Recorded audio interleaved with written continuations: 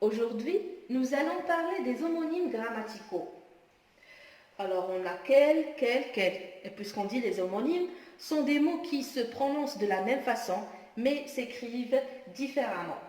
Alors, on a culon U, E, L pour le singulier et le S pour le pluriel. Culon U, E, 2 L, E pour le singulier, on ajoute le S du pluriel. Ou bien culon U, apostrophe, L, le pronom personnel, soit au singulier ou bien au pluriel. Je vous ai préparé un petit peu le tableau pour faciliter la tâche. Alors commençons par quel, culon U, E, L, et le S du pluriel, et quel, culon U, E, 2 L, E, avec le S du pluriel. Alors on a deux cas. Quel et quel peuvent être soit adjectifs exclamatifs, soit adjectifs interrogatifs. Alors, parlons de l'adjectif exclamatif. L'exemple, quelle tristesse. Alors, si vous remarquez bien, on a un point d'exclamation. Alors, c'est une phrase exclamative. Alors, pourquoi on a écrit quel comme ça, avec culon U, E, 2 L, E? Parce que le nom qui accompagne quel ici, c'est un nom féminin singulier. La tristesse, c'est un féminin singulier. Alors, et la forme de quel au féminin singulier s'écrit culon U, E, 2 L, E. S'il s'agit du pluriel, du féminin pluriel, il suffit seulement d'ajouter le S. Voyons l'adjectif interrogatif. Si vous remarquez bien l'exemple, quel âge as-tu? Alors la phrase se termine par un point d'interrogation. C'est une phrase, oui très bien, c'est une phrase interrogative. Parlons maintenant du nom qui accompagne l'adjectif interrogatif quel. C'est un nom masculin singulier, l'âge.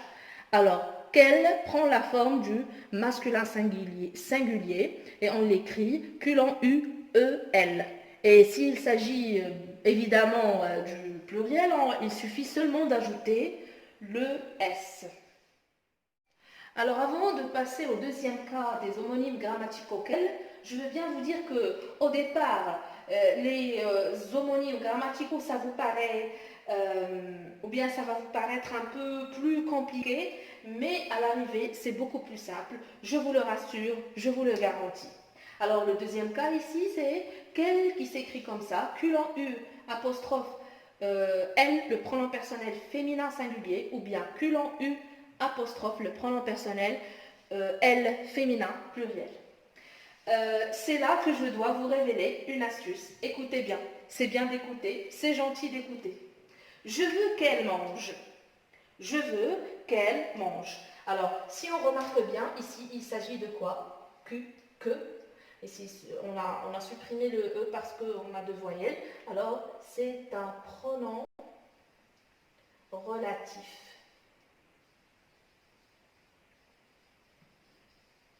C'est un pronom relatif et ici, il s'agit d'une proposition relative. Alors ici, on a le pronom relatif plus le pronom personnel elle.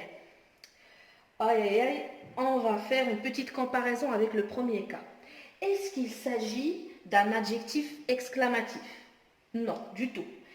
Ou bien d'un adjectif interrogatif? Du tout. Alors on ne peut pas écrire quel ou bien quel. L'astuce, c'est le temps de vous révéler l'astuce. Est-ce qu'il y a un point d'exclamation?